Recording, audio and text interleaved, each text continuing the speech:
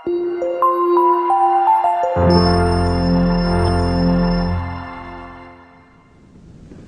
नमस्कार दोस्तों, आप सबका स्वागत है आज के नए वीडियो में। तो जैसा कि आप सब ने थंबनेल में देख ही लिया होगा कि आज का जो हमारा टॉपिक है वो है एचडीएफसी बैंक। अब देखिए, मुझे नहीं लगता है कि मुझे आप सबको ये बताने की जरूरत है कि एचडीएफसी बैंक जो है वो कितनी बड़ी कंपनी है, ठीक है। लेकिन फिर भी आज के वीडियो में हम कंपनी का कुछ फंडामेंटल एनालिसिस देखेंगे, साथ में ये भी देखेंगे कि कंपनी में आखिर किसने कितना का शेयर उठाया हुआ है। अब भैया, किसी कंपनी में पैसा डालने से पहले ये भी देखना तो जरूरी है ना कि उस कंपनी में राजू चाय वाले ने 10 शेयर खरीद के रखे हुए हैं या फिर अंबानी ने 10,000 शेयर खरीद के रखे हुए हैं, ठीक है। तो अब जाहिर सी बात हो, वहीं पे पैसा जाके लगाओगे जहां पे अंबानी जैसे बड़े लोगों ने पैसा अपना लगाया हुआ है। तो भैया, इसके साथ हम ये भी देखने वाले हैं कि कंपनी का पिछले 10 साल 12 साल में फाइनेंशियल ट्रेंड कैसा रहा है। साथ ही हम उसके पीयर्स के साथ कंपेयर करेंगे और साथ ही मैं आपको लास्ट में ये भी बताने वाला हूं कि क्यों एचडीएफसी बैंक जो है इतनी बड़ी कंपनी बनते जा रही है और आगे जाके भी ये मुझे लगता है कि ये अनस्टॉपेबल कंपनी होने वाली है, ठीक है। अभी इसको और ग्रो करना है। तो चलिए वीडियो को शुरू करते हैं। तो दोस्तों, अगर सबसे पहले हम इसके कुछ बेसिक्स की बात करें तो एचडीएफसी बैंक जो है एक प्राइवेट बैंक है, ठीक है। और ये इंडिया का अभी सबसे बड़ा प्राइवेट बैंक माना जा रहा है, जिसका कि मार्केट कैप लगभग 9 लाख करोड़ के आसपास है और ये इंडिया की चौथी सबसे बड़ी कंपनी भी है, ठीक है। अगर हम एक साल में पिछले एक साल के रिटर्न को देखते हैं तो एचडीएफसी बैंक ने आपको पिछले एक साल में लगभग 41.31% का रिटर्न दिखाया है। वहीं अगर हम एक महीने की बात करें तो एक महीने में कंपनी ने आपको 4.87% यानी कि लगभग 5% का आपको रिटर्न दिया है। वहीं अगर हम कंपनी के लॉन्ग टर्म के रिटर्न को देखते हैं तो आप अगर 5 साल के रिटर्न को देखोगे यहाँ पे, तो कंपनी ने आपके पैसे को 5 साल में लगभग 1.5 गुना कर दिया है, यानी कि 150% का अप्रॉक्स अगर मानते हैं 150% का जो कंपनी ने आपको रिटर्न दिया हुआ है 5 साल में। तो भैया, आप तो बोलोगे कि अब कंपनी ने पिछले 5 साल में, पिछले 10 साल में कितना रिटर्न दिया, वो मैं अब जान के क्या करूंगा भाई। अब कंपनी मुझे आगे कितना रिटर्न देने वाली है आप ये बताओ, ठीक है। तो आगे हम वीडियो में यही देखने वाले हैं। तो चलिए अब बात करते हैं कंपनी के फाइनेंशियल ट्रेंड के बारे में। तो अगर आप एचडीएफसी बैंक के पिछले 4 साल के फाइनेंशियल ट्रेंड को देखते हैं तो ये आपको काफी स्मूथ नजर आएगा, स्मूथ और साथ साथ कंसिस्टेंट। जैसे कि आप अपनी स्क्रीन पे यहाँ पे देख सकते हैं कि कंपनी का जो 2018 में रेवेन्यू था वो था 1.01 लाख करोड़ और प्रॉफिट 0.19 लाख करोड़, ठीक है। 2019 में कंपनी का रेवेन्यू थोड़ा बढ़ के हो गया 1.24 लाख करोड़ और प्रॉफिट 0.22 लाख करोड़। 2020 में रेवेन्यू 1.47 लाख करोड़ और प्रॉफिट 0.27 लाख करोड़। फिर 2021 की बात करें तो कंपनी का जो रेवेन्यू था वो था 1.56 लाख करोड़ और प्रॉफिट 0.32 लाख करोड़। अब आप यहाँ पे देख सकते हैं कि भैया 2020 का जो समय था वो था कोविड का टाइम, ठीक है। लेकिन यहाँ भी कंपनी ने अपने रेवेन्यू और प्रॉफिट को काफी कंसिस्टेंटली मेंटेन किया हुआ है। अब ये भी बात थी कि कोरोना के कारण बैंक तो कुछ ज्यादा इम्पैक्ट बैंक पे नहीं पड़ा था, लेकिन फिर भी हाँ, सारे सेक्टर पे लगभग इम्पैक्ट पड़ा ही था। तो वहां पे भी कंपनी जो है वो सरवाइव करके निकल गई, ठीक है। और सरवाइव भी नहीं किया, इसने आपको वहां पे एक बेटर रिटर्न भी दिया है, ठीक है। इसमें आपको ग्रोथ ही नजर आएगी, रेवेन्यू में भी ग्रोथ था और साथ ही साथ प्रॉफिट में भी इसमें ग्रोथ था। अब अगर आप इसको 2012 से लेकर के अभी तक फाइनेंशियल ट्रेंड को देखते हैं तो भैया आपको इसमें काफी मजा आ जाएगा देख के, ठीक है। हम बात करेंगे टोटल रेवेन्यू, ठीक है, और नेट इनकम के बारे में और साथ ही साथ अर्निंग पर शेयर को भी देखेंगे। अब देखिए 2012 में जो कंपनी का टोटल रेवेन्यू था वो था 34,000 करोड़ के आसपास, यानी कि आप देख सकते हैं कि 34,185 करोड़। और कंपनी का नेट इनकम जो था 2012 में वो था 5,247 करोड़। फिर 2013 में रेवेन्यू 42,000 करोड़, 42 नहीं, आप इसको 43 अराउंड लगा सकते हो। फिर 2014 में 50,000 करोड़, 2015 60,000 करोड़, 2016 74,000 करोड़, 2017 में 86,000 करोड़, 2018 में 1,01,000 करोड़। फिर 2019 में 1,24,000 करोड़, 2020 1,47,000 करोड़ और 2021 में लगभग ये 1,50,000 करोड़ के आसपास पहुंचकर 1,50,000 नहीं, 1,55,000 करोड़ के आसपास, ठीक है।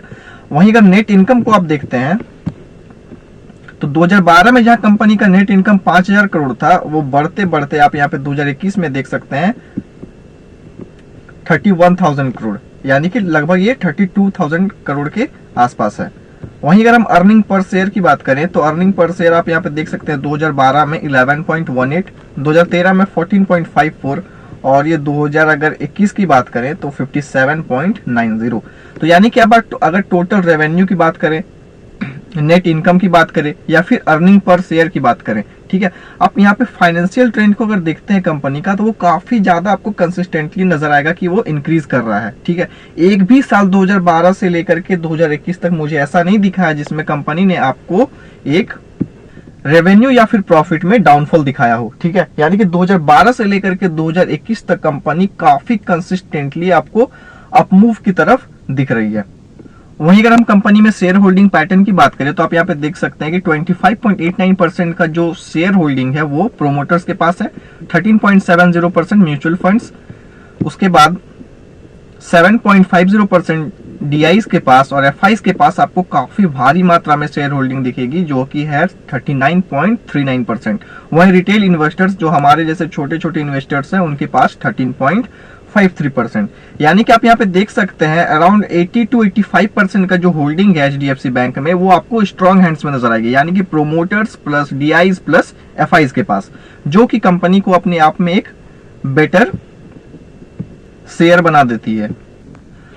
अब दोस्तों आगे की चीजें जानने से पहले मैं एक बात आपको बताना चाहता हूं कि आखिर एचडीएफसी बैंक जो है पिछले लगभग 10-15 साल में इतना ज्यादा अपमूव क्यों दे रही है। ठीक है, इतना ज्यादा फेमस क्यों हुई है, इसका बिजनेस इतना ज्यादा ग्रो क्यों हो रहा है, इतना ज्यादा वाइड क्यों हो रहा है। ठीक है, कहाँ ये बैंक इंडिया में नई आई और यहाँ आके इंडिया की नंबर 1 बैंक बन गई। ठीक है, आपको इसने एसबीआई, आईसीआईसीआई जितने भी बैंक से सारे को इसने पीछे छोड़ा हुआ है, चाहे आप मार्केट कैप की बात कर लें चाहे आप परफॉर्मेंस वाइज बात कर लें।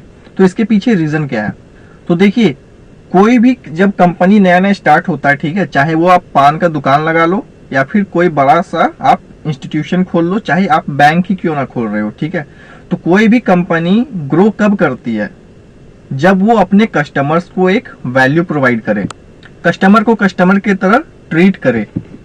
अब मैं किसी कंपनी का प्रोडक्ट अगर यूज कर रहा हूं तो बदले में मुझे अगर वहां से कुछ वैल्यू रिटर्न नहीं मिले, जो मैंने उसको पैसा दिया हुआ है उसके बदले मुझे कुछ अच्छा सा रिटर्न ना मिले, तो भैया मैं क्यों उस कंपनी में अपना पैसा इन्वेस्ट करूं।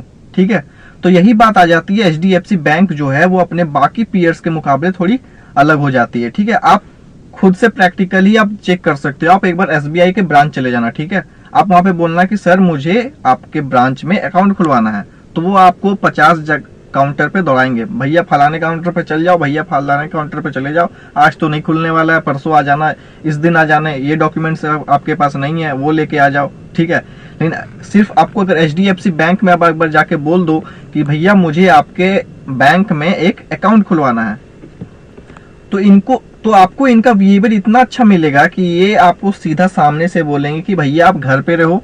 ठीक है, आपको आने की कोई जरूरत नहीं है, हम खुद आपके घर पे आएंगे, आपका अकाउंट खोल करके जाएंगे। तो अब आप ही बताओ, आप कहाँ पे प्रेफर करोगे अपना पैसा रखना, एसबीआई में या फिर एचडीएफसी में। ठीक है, अगर आज के डेट में आप एसबीआई में रख भी देते हो तो कल को आपका खुद का पैसा निकालने में वो 4 दिन लगा देंगे। वहीं एचडीएफसी में आप जाओ तुरंत वो आपको सारा काम करके दे देते हैं। ठीक है, तो यही सब छोटी छोटी जो बातें हैं ना कस्टमर नोट आउट करके रखती है। ठीक है, और धीरे धीरे जो एसबीआई का नंबर ऑफ कस्टमर्स है मुझे नहीं लगता है कि आगे जाके अभी के तुलना में उतना ही रहने वाला है, वो काफी ज्यादा नीचे गिरेगा।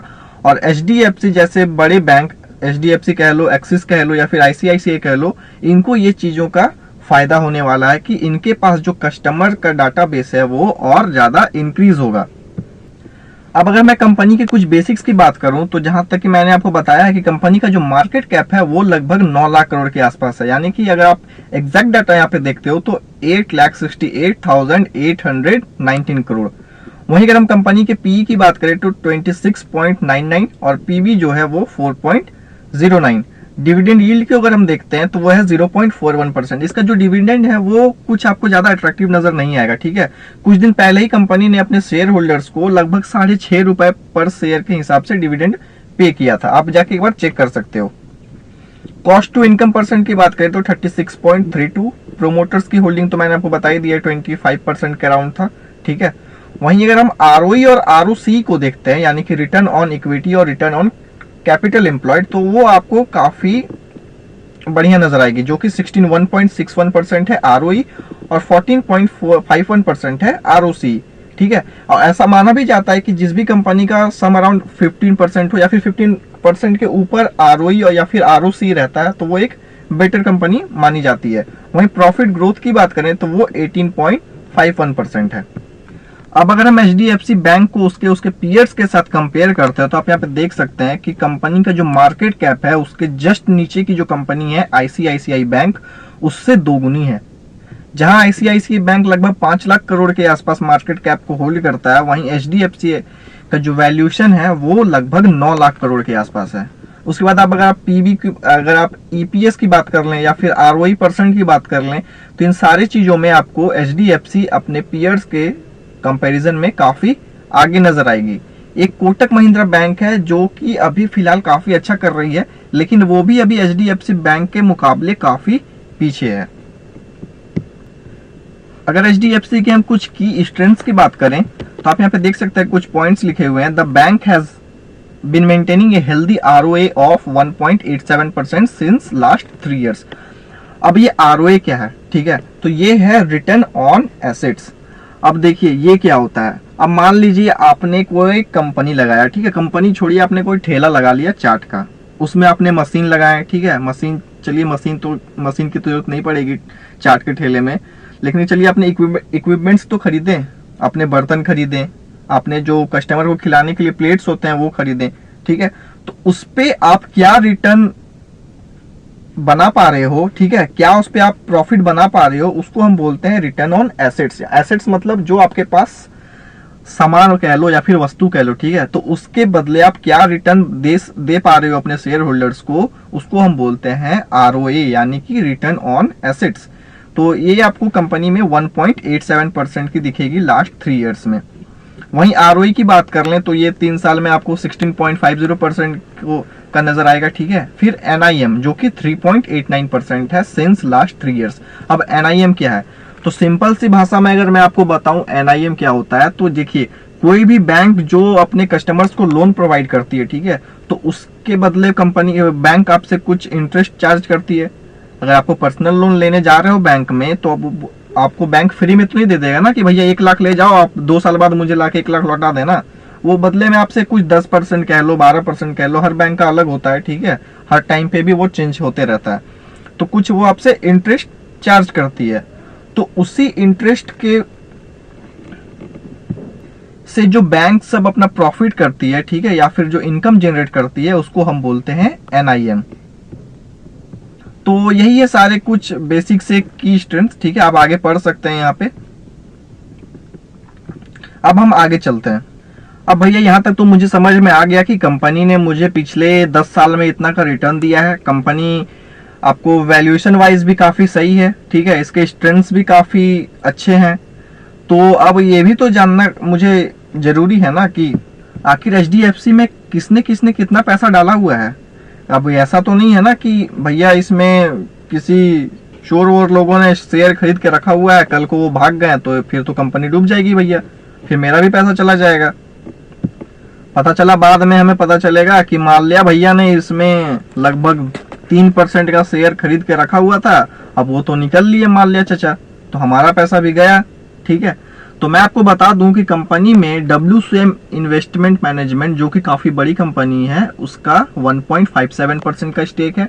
फिर जेपी मॉर्गन जो यहाँ पे जिन्होंने MBA किया हो या फिर वैसे रोल पे वो प्लेस्ड है, वो जानते होंगे कि जेपी मॉर्गन कितनी बड़ी कंपनी है, ठीक है, फाइनेंशियल कंपनी एक है जेपी मॉर्गन, वो काफी बड़ी कंपनी है, तो उसका भी इसमें लगभग 2% का स्टेक है। फिर कैपिटल रिसर्च की बात करें, कैपिटल रिसर्च एंड मैनेजमेंट की, उसने इस कंपनी में 0.76% का स्टेक रखा हुआ है, ठीक है। हार्डिंग लोवनर एलपी ने भी इसमें 0.67% का रखा हुआ है।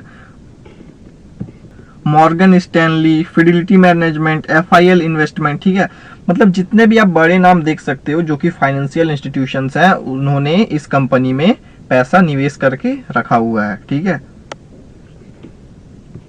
तो अगर भैया आप उनमें से हो जो कि ये देख के अपना पैसा लगाते हो स्टॉक मार्केट में कि अनिल अंबानी जी ने किस स्टॉक पे पैसा लगाया हुआ है, अगर उन्होंने एमआरएफ का शेयर खरीदा है तो मैं भी आंख बंद करके एमआरएफ का ही शेयर खरीदूंगा। अगर अंबानी जी बर्बाद होने के लिए तैयार है तो मैं भी तैयार हूँ, ठीक है। राकेश झुनझुनवाला जी ने अगर फलाने कंपनी का शेयर खरीदा हुआ है तो मैं भी वही शेयर खरीदूंगा। अगर राकेश झुनझुनवाला जी रोड पे आने के लिए तैयार है तो मैं भी तैयार हूँ, ठीक है। तो इस पर्सपेक्टिव से भी आप कंपनी में पैसा निवेश कर सकते हैं, क्योंकि इसमें भी जेपी मॉर्गन ने पैसा इन्वेस्ट किया हुआ है और भी बड़ी बड़ी कंपनी ने पैसा इन्वेस्ट किया हुआ है, तो आप भी कर सकते हो। अब भैया हमने स्टॉक को तो देख लिया कि स्टॉक कैसी है, कंपनी ने पिछले सालों में कैसा परफॉर्मेंस किया है। अब हम बात करते हैं कि चलिए मुझे इस कंपनी में पैसा लगाना है, तो क्या मैं कभी भी एंटर कर जाऊं या कोई ऐसा स्पेसिफिक टाइम जब मैं एंटर करूं और यहाँ पे लॉन्ग टर्म के लिए इसको होल्ड करके रख सकता हूं। तो देखिए मैंने यहाँ पे 3 लाइंस ड्रॉ किए हुए हैं। जो रेड लाइन है वो इसका एक स्ट्रॉन्ग सपोर्ट लेवल है, ठीक है, और ऊपर का जो ग्रीन लाइन है वो इसका स्ट्रॉन्ग रेजिस्टेंस है। अब देखिए कुछ दिन पहले ही कंपनी जो कि लगभग 1400 के आसपास का जो स्ट्रॉन्ग इसका सपोर्ट लेवल था उसको टच करके ऊपर निकली है, ठीक है। यहाँ पे फिर इसका जो इससे पहले एक रेजिस्टेंस हुआ करता था 1535 रुपए के आसपास, यहाँ पे कंपनी कुछ दिन 2-3 ट्रेडिंग डेज हॉल्ट की, लेकिन फिर यहाँ से ये ऊपर निकल गई है, ठीक है। फिर यहाँ से अब देखिए कुछ कंपनी थोड़ी डाउन नीचे आपको नजर आ रही है, लेकिन देखिए अब मेरे ख्याल से आपको ये 1535 के नीचे मुश्किल है जाना, ठीक है। लेकिन हाँ ये 1535 से लेकर के 1600 का जो ये रेंज है, 1620 का जो रेंज है, ठीक है, 1535 से लेकर के 1620 का जो रेंज है, यहाँ पे कंपनी आपको अभी कुछ ट्रेडिंग डेज होल्ड करती हुई नजर आ सकती है, ठीक है। और अगर ये कंपनी 1620 के लेवल को अगर पार कर जाती है, ठीक है, तो फिर ये आपको आगे जाके एक न्यू रेजिस्टेंस बनाते हुए दिखेगी, ठीक है। लेकिन अगर कंपनी फिर से यहाँ पे 1535 के लेवल पे आती है, ठीक है, तो अगर यहाँ पे आपको चांस मिलता है तो आप यहाँ पे दोबारा से फ्रेश बाइंग कर सकते हो और इसको लॉन्ग टर्म के लिए होल्ड कर सकते हो। तो भैया आज की वीडियो में बस इतना ही, मिलते हैं अगले किसी वीडियो में, तब तक के लिए थैंक्स एंड गुड बाय।